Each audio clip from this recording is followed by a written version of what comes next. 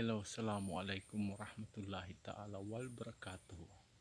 Ito nga yung iba-vlog natin ngayon ulit. Tungkol ito dito sa, ano ba to ng niyugan?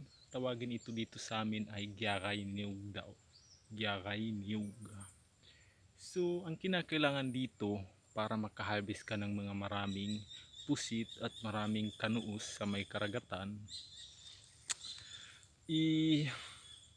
magbili ka ng tali. More than 1,000 of metro. Tapos palutangin mo ito kasama ang tali sa karagatan, i-align mo. Tapos yung ganito, magkulik ka ng up to more than 3,000 pieces.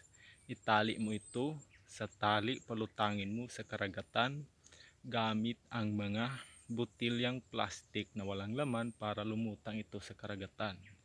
At saka yung mga dulo ng tali naman, may anchor siya. Anchor, yung sawa, yung para hindi siya madala ng mga lakas ng daloy ng karagatan. Hindi siya mapalipat-lipat na direksyon.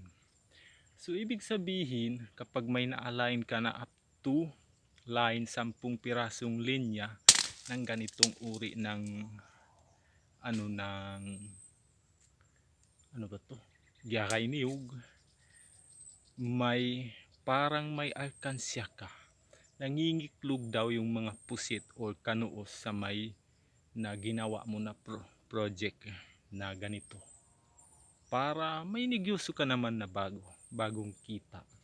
Magka-align ka up to 10 linya na ganito. Parang may negosyo ka na. Mas mahal pa kaysa sa akal-akal, di ba? Ang harvest mo. Di ba? Maraming salamat mga bi sa ating mga taga-subaybay sa ating vlog ngayon.